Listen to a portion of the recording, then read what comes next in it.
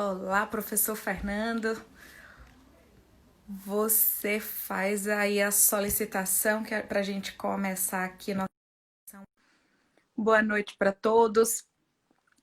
É uma satisfação enorme estar aqui com vocês essa noite de São Pedro, né? E por isso eu já vim meio a caráter, não vai ter São Pedro esse ano, mas a gente homenageia do jeito que pode, né? Isso é verdade, Mari. Tudo Que bem? bom encontrar com você, Fernando. Como é que estão as coisas por aí, por Taubaté? Tudo certinho, graças a Deus. Que bom, maravilha. O pessoal tá chegando aí. E lembrando que hoje a gente vai estar falando a respeito da docência, né? Tanto eu quanto você, a gente percebe assim, somos novos, mas que já temos uma estrada de docência muito grande, muito longa.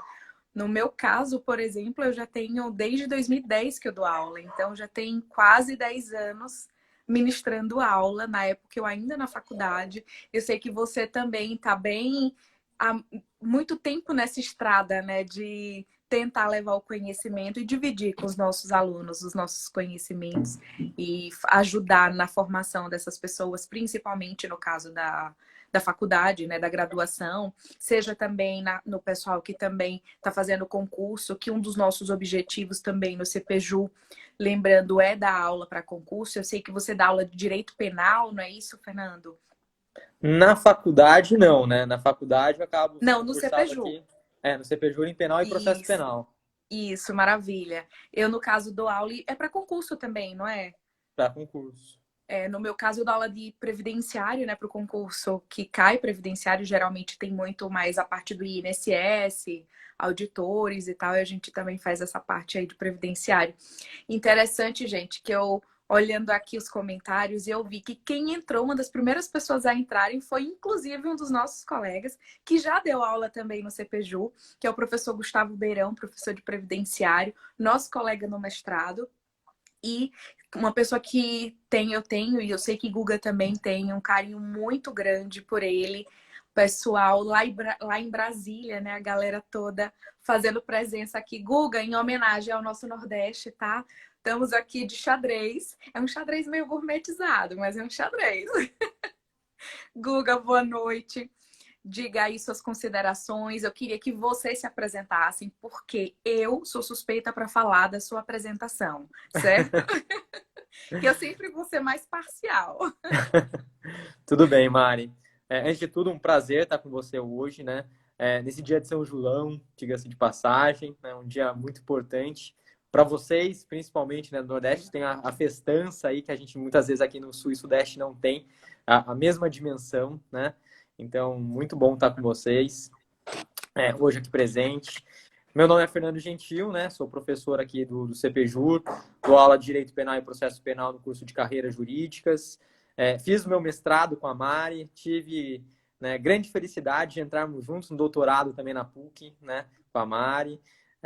Então, é muito bacana estar hoje aqui com você, né, justamente para falar de um assunto que a gente gosta tanto, né, que é justamente a possibilidade de ensinar, né, e fazer a diferença, eu acho, que na vida das pessoas. Sem dúvida nenhuma. E uma coisa que eu lembrei agora, Guga, foi que há exatos 4 anos nós estávamos entrando no mestrado, né?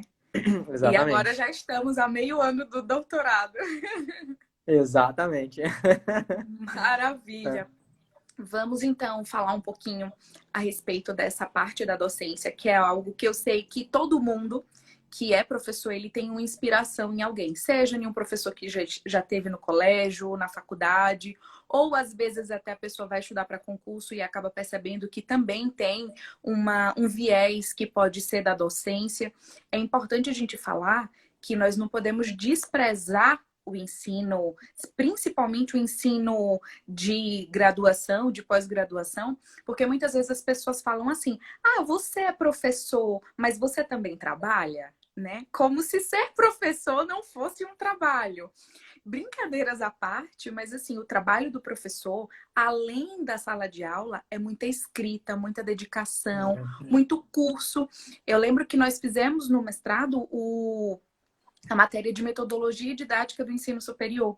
E assim, jamais eu estaria gravando uma aula, por exemplo, com uma blusa dessa.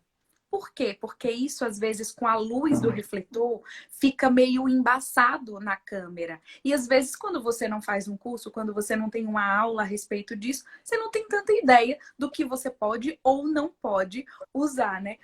O professor Gustavo Beirão dizendo a gente trabalha mais fora do que dentro da sala de aula, Isso é sem verdade. dúvida nenhuma. Você que Montar dá a aula de aula. graduação, eu quero que você explique um pouquinho disso, dessa inspiração que você teve para ser professor, Guga.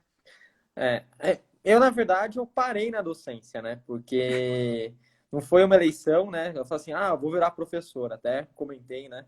Com os alunos, escrevi hoje no Story. O que acontece é o seguinte, eu sempre gostei muito, né? Minha família inteira é de pessoas concursadas.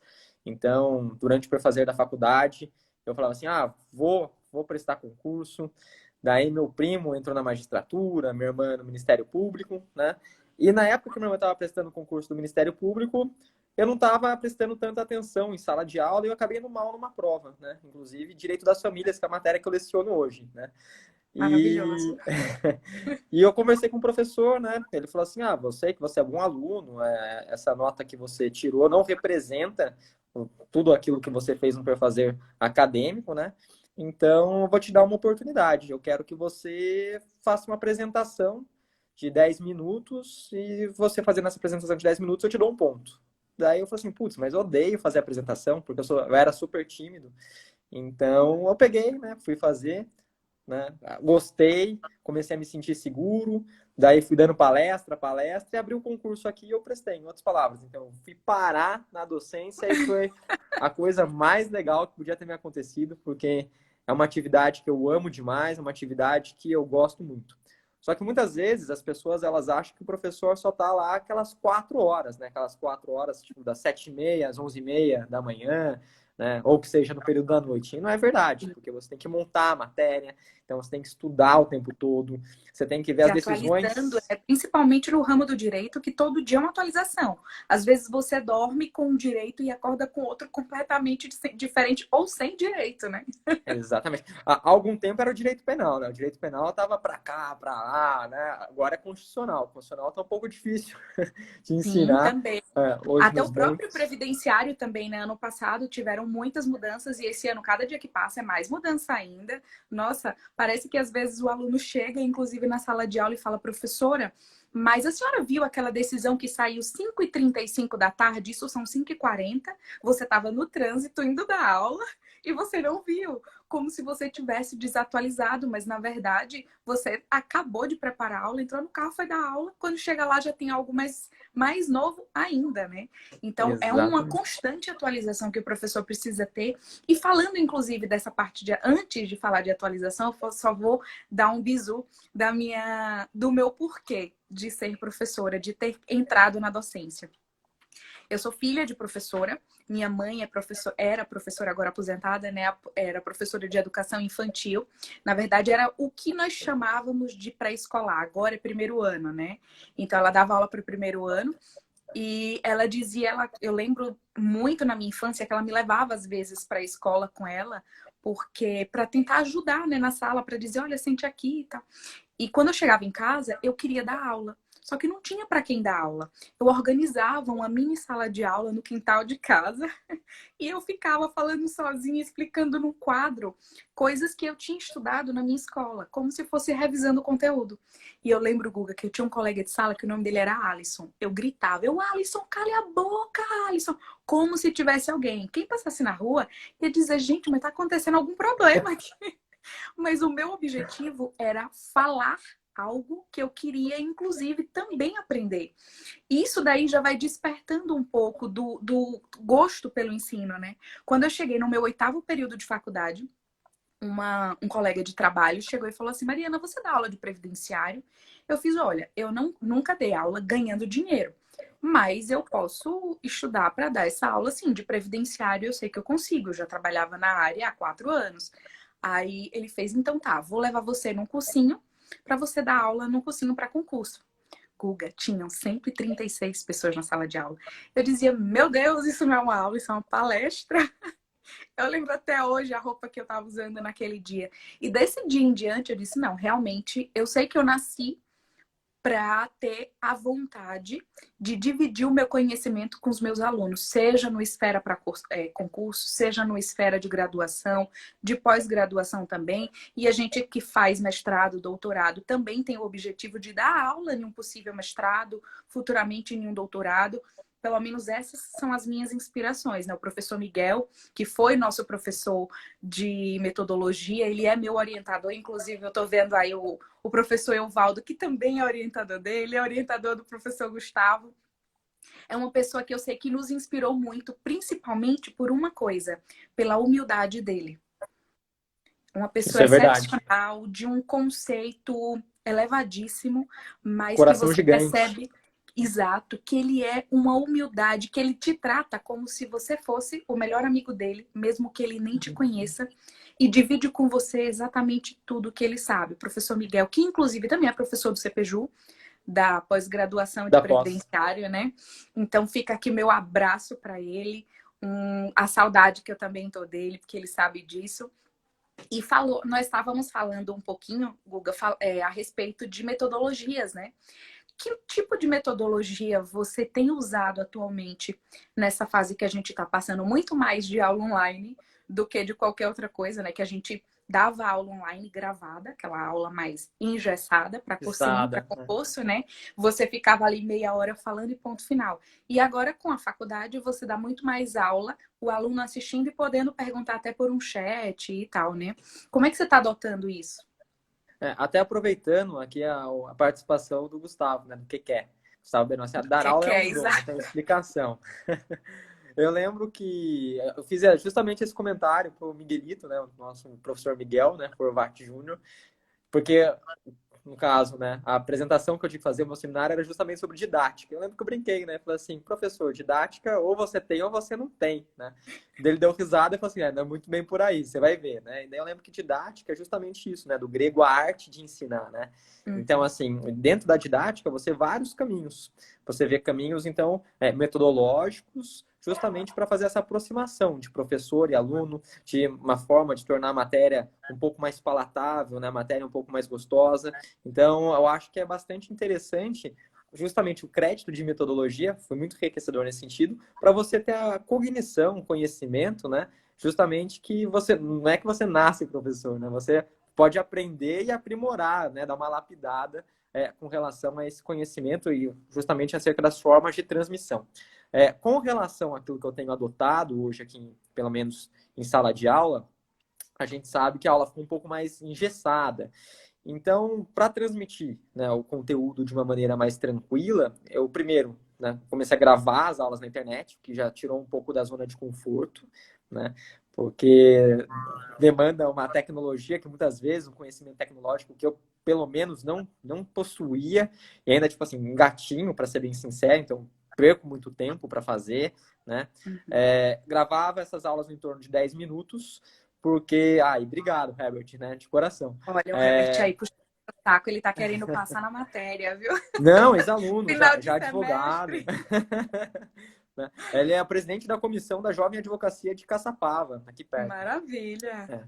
E daí, o que acontece? Eu gravava essas aulas em torno de 10 minutos, justamente para a matéria ficar mais prazerosa para o aluno, porque a gente sabe que muito tempo, ainda mais dentro de casa, ela fica um pouco cansativa, né? E Em fora que a alguns... gente também precisa daquele momento de respirar, né?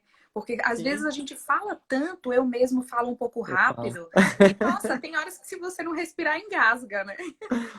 Eu falo muito rápido, né? Ainda mais gravando a aula. Daí eu até perguntei para alguns alunos, eles falaram, não tem problema, professor, a gente consegue colocar em modo slow motion, não tem... Imagina se tiver vai que vontade de vai. colocar no 2.0, não vai rolar, né? Não rola. E óbvio, né? A gente tenta trazer o aluno para a matéria. Então, como que a gente faz isso? Hoje eu estou dando direito das famílias e direito sucessório.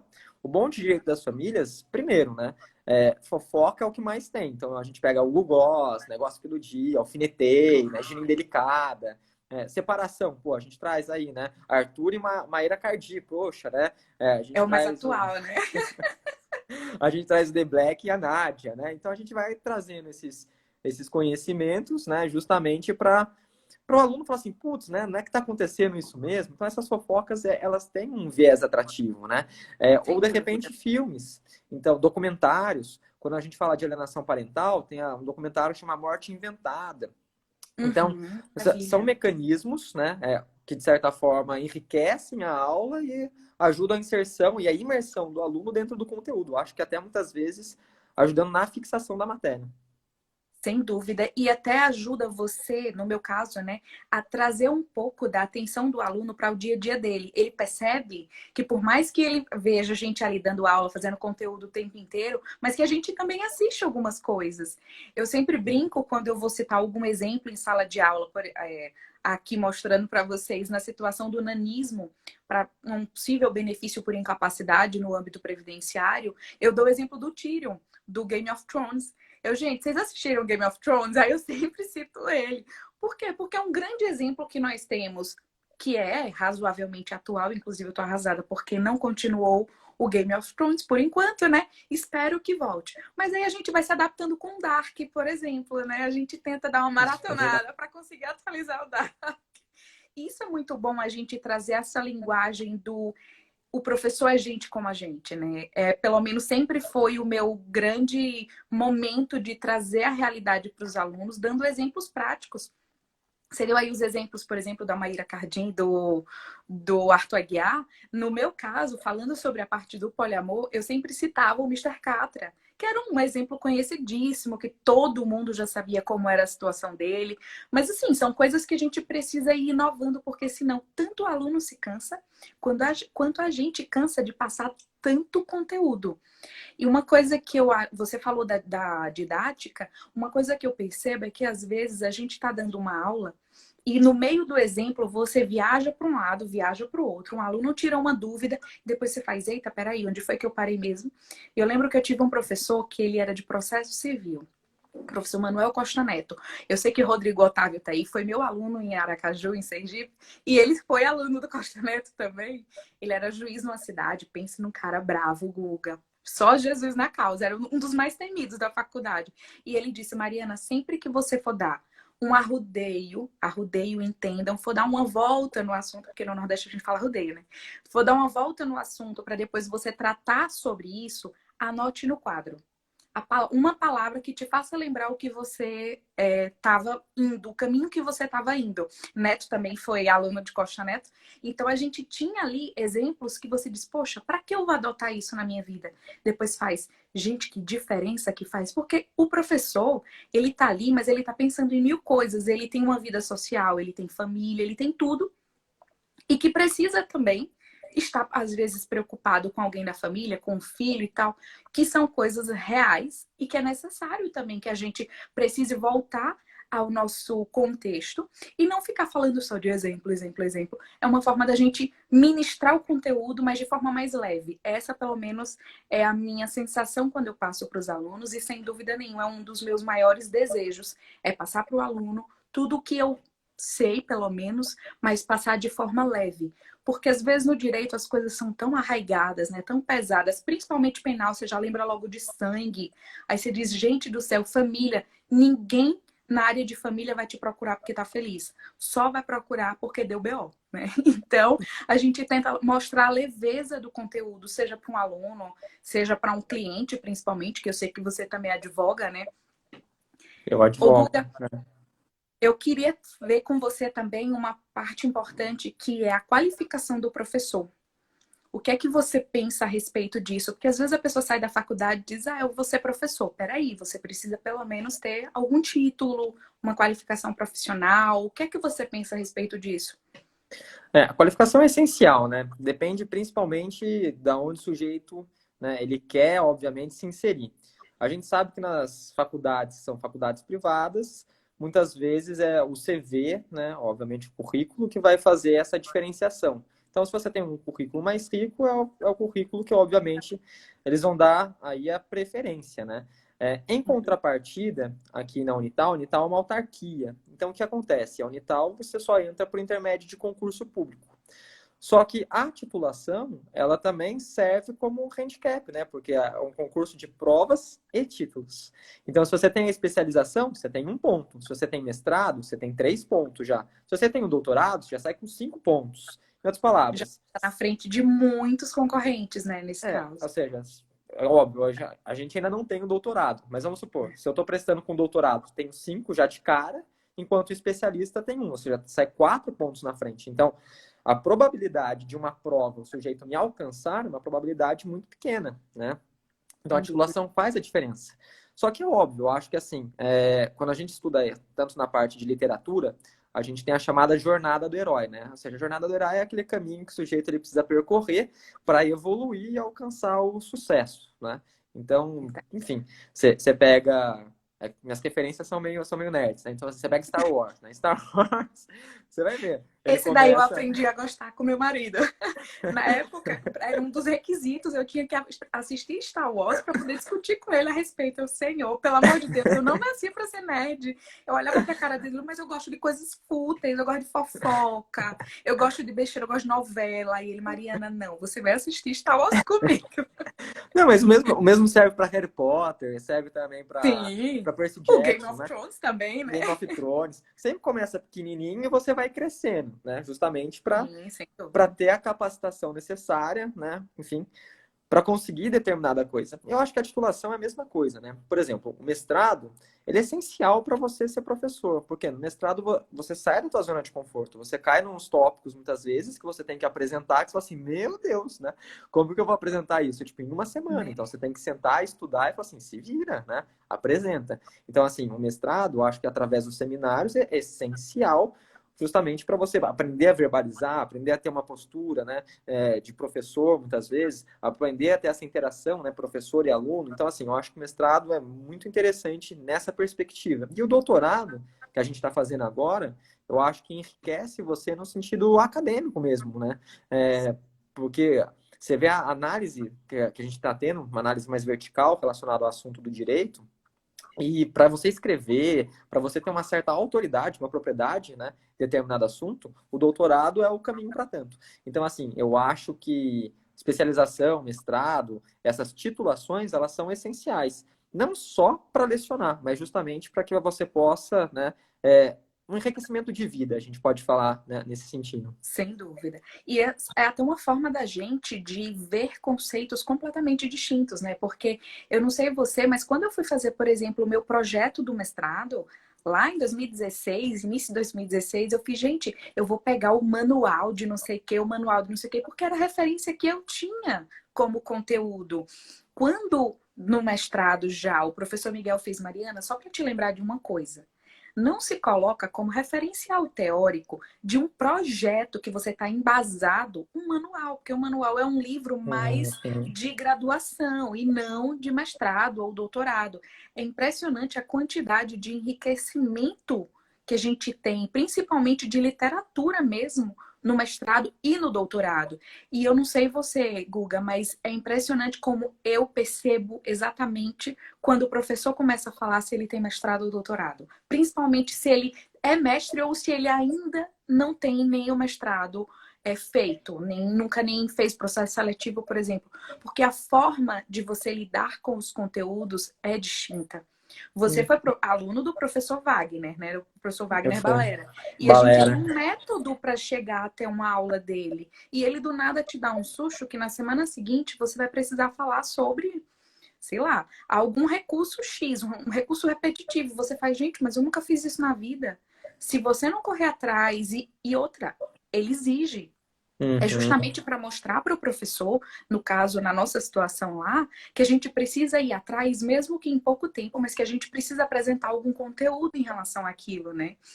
E essa parte do título que a gente precisa ter, eu sei que muitas instituições, elas acabam que não se importam tanto em pagamento no que diz respeito a mestre, doutor, especialista, mas existe diferença entre isso e também é importante para a instituição ter quantidade mínima de mestre, mínima de doutor e também ter quantidade mínima de professores que sejam especialistas, porque às vezes a gente tem um professor super antigo na casa, sei lá, já está lá 20 anos, nunca quis fazer um mestrado. Você não vai obrigar essa pessoa a fazer, também não vai colocar para fora. É um professor muito bom, sempre enriqueceu o curso, mas você tem aquela porcentagem mínima, você consegue respeitar aqueles professores e continuar com eles na casa. Mas eu penso que hoje, principalmente num concurso, no caso da Unital, é necessário você ter esse título e outro, publicação, né, Guga? Publicação faz bastante Coisa que diferença. também conta. Eu até vi aí Vitória falando, Vitória foi minha aluna de mentoria na parte de docência, e até eu fiquei de fazer com ela um artigo para a gente publicar. Isso daí, quando você ainda tá, ela tá na graduação ainda, quando você ainda tá na graduação, é muito enriquecedor. Até para você saber quais os termos que você pode utilizar no Uhum. artigo, que revista você pode procurar para publicar, ou até se o objetivo for fazer um livro, publicar no livro e tal. Isso é de suma importância, principalmente para quem quer fazer a parte de mestrado, doutorado e, lógico, também quer dar aula, porque o professor precisa também ter publicação mínima, né? E só um adendo também, né? Que para você fazer o processo seletivo para mestrado, querendo ou não, você tem a prova de proficiência, né? Enfim, de língua estrangeira, você tem etapa, né? Que é uma etapa específica da área do núcleo que você escolheu, e por fim você tem a etapa de entrevista, né? Que é justamente perquisições orais e a parte de análise do currículo. Então, nesse setor de análise do currículo, né? É importantíssimo, igual o Gustavo Sim. pontuou aí, o Gustavo Beirão, né? É importantíssimo você ter artigo publicado, porque faz a diferença. Até porque, se você for ver, a quantidade de alunos que ingressam no mestrado é bem pequena, né? Por exemplo, e no doutorado afunila mais ainda. No doutorado, por exemplo, no meu processo que foi penal, foram só 5 os aprovados, né? No mestrado foram 14. Então, tipo assim, você tem que ter um diferencial. E a publicação de artigos, ela faz uma diferença, assim, muito grande. E uma coisa, você falou da publicação de artigos, e assim, como eu fico na PUC, eu já fiquei na PUC como responsável pela plataforma também da CAPES, auxiliando, né, os professores para poder cadastrar os livros deles. Hoje é uma coisa importante que livro não está tendo o mesmo valor no Uhum. sentido avaliação da CAPES que um artigo tem numa revista, por exemplo, B1 que seja. Até a B2, né, que é um tipo de qualificação que a CAPES faz para as revistas como um todo, principalmente na parte jurídica e nas outras áreas também, é importante a gente saber que essa qualificação é o que dá nota ao curso. Então, às vezes, a pessoa diz, ah, mas publicar livro é maravilhoso, você ganha expressividade, não sei o quê. Isso é perfeito.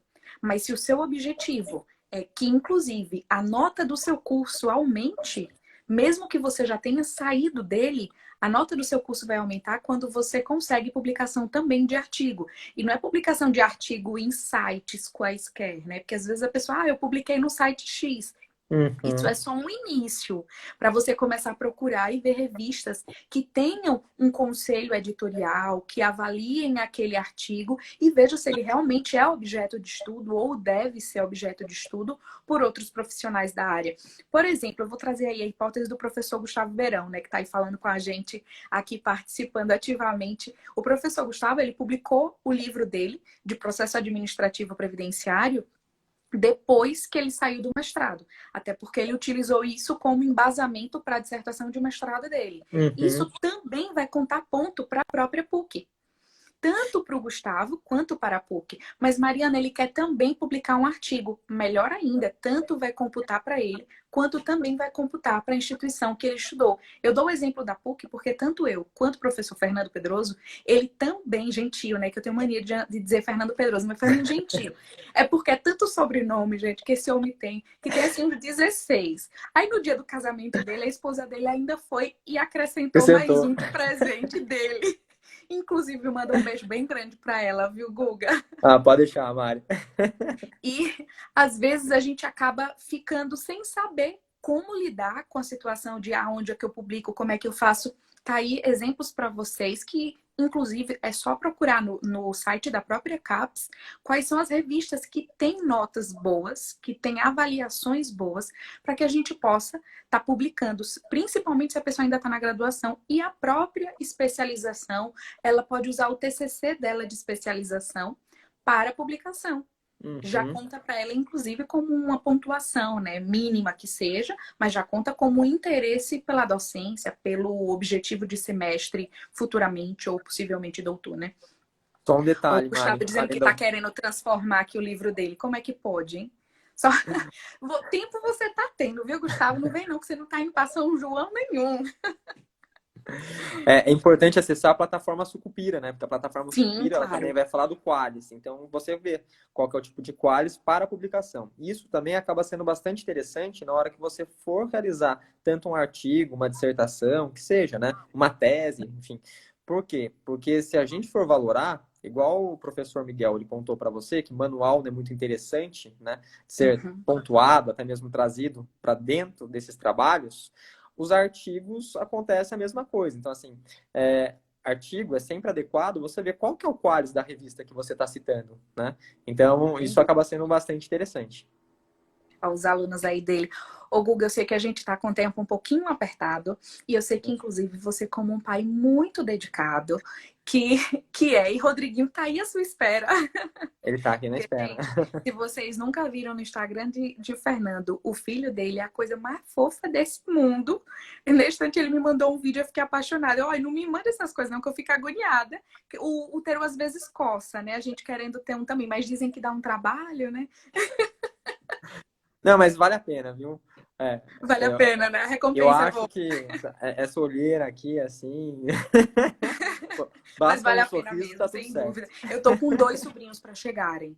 Mas eu não vejo a É. hora desses sobrinhos chegarem. Já tô aqui agoniada, que minha irmã tá grávida, né? E eu fico só pensando, meu Deus, quando é que vai nascer? Quando é que vai nascer? Às vezes eu tô dormindo e acordo achando que os bebês nasceram. Peraí, você só tá dormindo, querida.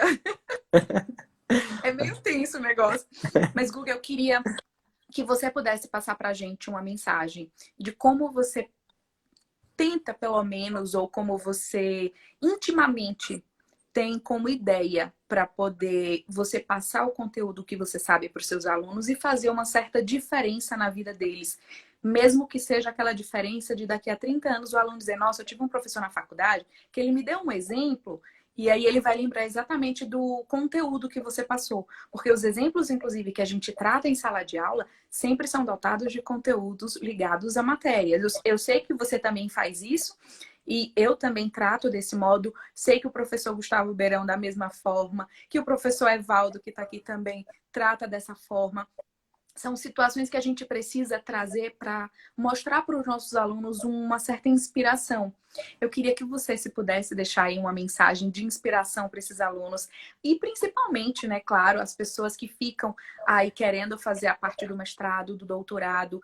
O que você poderia passar para a gente de nesse tempo, né, que a gente tem aqui de live, passar para esses alunos um pouquinho da sua experiência barra incentivo? Então, vamos lá, né? Primeiro detalhe, eu acho que a docência é magnífica, maravilhosa, né? Eu hoje sou extremamente apaixonado pela docência.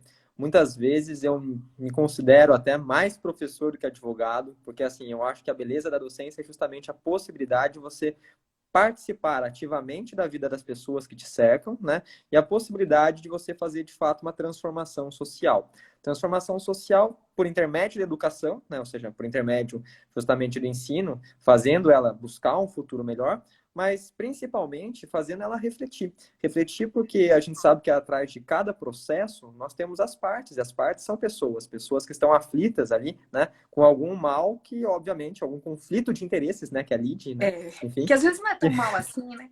É um bem É, de herança, você tá desesperado porque faleceu, mas já tem tanto tempo, né? herança, sucessão demora. Se não for Demora. extrajudicial, ih, vai. É tipo o Vitor Clay, vai, vai, vai, né? Tipo, dessa nunca Vai. mais. Só vai. É. Então, assim, eu acho que é essa beleza, né? A possibilidade de você transformar. Por isso que, assim, todo final de semestre, e os meus alunos que estão aqui, até, enfim, alguns participando, como a Vanessa, né? Eu fui vendo alguns comentários, o Herbert, né, postou, a Maria Clara. Todo final de semestre eu sempre gosto de postar uma mensagem para eles. Porque eu acho que mais importante que até muitas vezes as lições acadêmicas são justamente essas lições de vida, né? Lições assim que você pode, então, ventilar para o resto, né, da nossa jornada terrena. Então, eu acho que a ideia de uma humanização, né, que eu acredito que seja também a parte mais importante dentro do direito. Por isso que, através também do ensino, a gente muitas vezes faz esses projetos de extensão né, voltados também para uma transformação social propriamente dita. Aqui na faculdade, por exemplo, também eu tenho um projeto que chama Jus Sanguinis, que é uma brincadeira, né? Enfim, porque a gente sabe que o direito de nacionalidade você tem o ius solis e o sanguinis, né? Que é o Uhum. direito, enfim, né? Que a gente fala de doar o sangue. Então, pensar que você pode, de fato, transformar também e auxiliar a vida de outras pessoas. E eu gosto muito de uma frase que fala, né? Que devemos, óbvio, né? Tirando aquele clichê, né? De devemos auxiliar os outros sem olhar a quem, né? Enfim, que Uhum. diz, quando você entrega uma rosa, o cheiro das rosas fica nas suas mãos. Então, eu acho que é essa a essência, né? E também, óbvio, naquela roupagem de amigo, lembrando que o carinho recíproco entre aquele que aprende e aquele que ensina é o primeiro e mais importante degrau para se chegar ao conhecimento. Então, eu acho que tanto nessa tônica de amigo, quanto nessa tônica de fazer a transformação social, acredito que o magistério seja uma das profissões mais belas, né, existentes e, infelizmente, não tão bem remuneradas, né? Mas, enfim. E uma coisa que é impressionante, que eu já escutei de muitos professores, é dizer assim, Mariana, eu dou aula pelo amor que eu sinto em ver o outro aprender quando eu passo conteúdo, quando eu passo alguma informação. E até o tema da nossa live é falando a respeito do amor que a gente tem pela docência, e isso é nítido que a gente percebe que transborda esse amor. Tanto você falando, quanto eu sei o quanto eu também transbordo amor ao falar sobre a docência. Uma certa feita eu estava gravando uma aula no CPJU e meu irmão estava assistindo, que ele estava de passagem em São Paulo. E eu queria que você assistisse uma aula minha gravada. Aí ele fez, Mariana, eu não consigo dizer nada, a não ser uma coisa, que seu olho brilha. Brilha quando você fala para o outro. E esse desejo de brilhar é justamente o desejo que você passa para o seu aluno brilhar do mesmo modo. Eu penso muito assim, eu nunca gostei de tratar um aluno que não seja pelo nome dele. Por exemplo, o Rodrigo, a vida inteira, todas as quartas-feiras que ele tinha aula comigo, em 2015, com certeza eu sempre tratei ele como Rodrigo. E se você disser nome e sobrenome, eu ainda lembro. Por quê? Porque eu penso que essa humanização que você tratou é a forma mais singela que você tem de tratar o outro. Tem coisa mais gostosa que você saber que o professor lembrou o seu nome. Nossa, isso é importante para ele, ele lembrou o meu nome. Gente, isso daí, para mim, sempre foi sensacional. Sem dúvida nenhuma, para os alunos também que estão assistindo a gente, é também muito importante você ser lembrado pelo outro. Engraçado que eu sempre vejo alguns alunos, ex-alunos meus, que até hoje encontram comigo na rua quando eu tenho Aracaju, professora, e vem me abraça, não sei o quê. Meu pai, ele dizia, eu não aguento mais andar no shopping com você não, minha filha. Você é parada toda hora. Porque uma cidade pequena, todo mundo se conhece, né?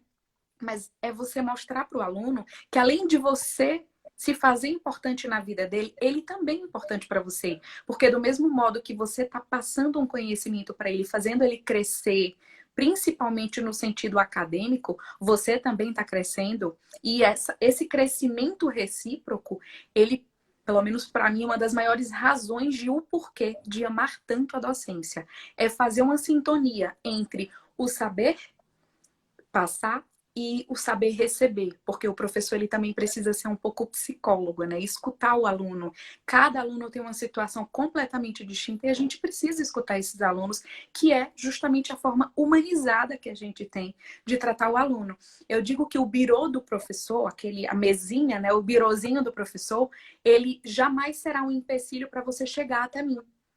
Eu sempre falei isso para os meus alunos, sabe? Porque você pode contornar. Ou então eu posso ir para frente para te receber. Porque se você chega até mim para falar alguma coisa, sem dúvida nenhuma, você tem algo a me acrescentar e eu também vou ter algo a acrescentar para você. Uma coisa que eu sei que também é clichê, né? Que a gente às vezes gosta de uns clichêzinhos, é que ninguém passa na vida do outro sem deixar nenhum risquinho de marca. E assim, eu tenho certeza que todos os alunos que eu tive, todos eles deixaram as suas marcas. O meu mestrado foi para mim uma marca essencial, que trouxe presentes, inclusive, como você, como o professor Gustavo, como grandes colegas que a gente passa a ter na vida acadêmica e na vida também pessoal e profissional, né? Isso é maravilhoso, Guga. Eu sei que o Felipe está aqui. Felipe, um beijo bem grande para você. Felipe Venturini, coordenador, né? A gente precisa aqui mostrar o nosso trabalho também no CFEJU.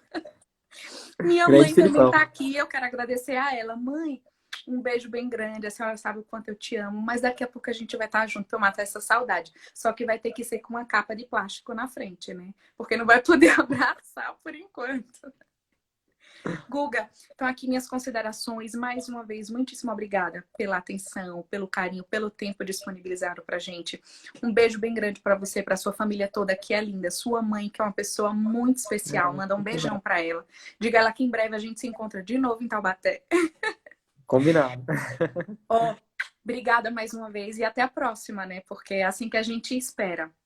Eu tenho que agradecer o convite, né, de todo o coração, agradecer também o Felipe por disponibilizar esse tempo aí pra gente, né, Dilmara, né, e Sim, a agradecer Dilmara, Dil, ó. Beijão pra você. e agradecer a participação de todos os alunos, né? Eu estava lendo aqui as mensagens e a gente vai ficando emotivo, né? Engraçado isso. É, eu vi que você começou a ficar com o olho marejado. Eu vou Eu tentar fiquei meio diminuir o que eu tô mareado. falando para depois a gente não ficar querendo chorar na frente do povo. Já pensou que eu É sabia? verdade, meio chato. E eu que tenho cara de durona e comecei a chorar na tela. É melhor não, viu? Mas isso aqui é só manteiga derretida, todo mundo, a gente é uma forma, é um momento que a gente está passando, que todos estão passando, que a gente acaba ficando mais emotivo do que antes, do que em qualquer momento das nossas vidas, né? A saudade parece que cresce. Eu não sei se é como vontade de beber água, porque quando dizem na sua casa a água acabou, parece que dá uma sede que você faz, meu Deus, o que foi que aconteceu? Acabou essa água? Não, na verdade, você tá ali com a sensação de querer e de não poder. Mas a gente daqui a pouco vai poder muitas coisas, inclusive nos encontrar e abraçar e beijar. Dani, um beijo para você também, a esposa do professor Beirão, que é uma pessoa maravilhosa, de uma energia incrível. Guga, mais uma vez, fica com Deus. Saúde, se cuide, cuide dos seus, cuide meus tios, cuide de Rodriguinho também. Pode deixar. Obrigada a todos os alunos que participaram aqui. Foi uma satisfação enorme para a gente poder dividir esse momento agora de São Pedro, comemorando nosso São Pedro, que depois a gente come o milho, né? Primeiro tem que comemorar, depois tem que comer o milho, porque não dá para fazer os dois ao mesmo tempo agora. Juan, um beijo bem grande para você. Você sabe o quanto é especial para mim. Vários alunos que passaram aqui, todos os alunos do professor Fernando também. Muito obrigada pela participação ativa, inclusive, viu, Guga? Tá de parabéns. Um beijo e até a próxima, Guga. Beijo. Tchau. Tchau, tchau.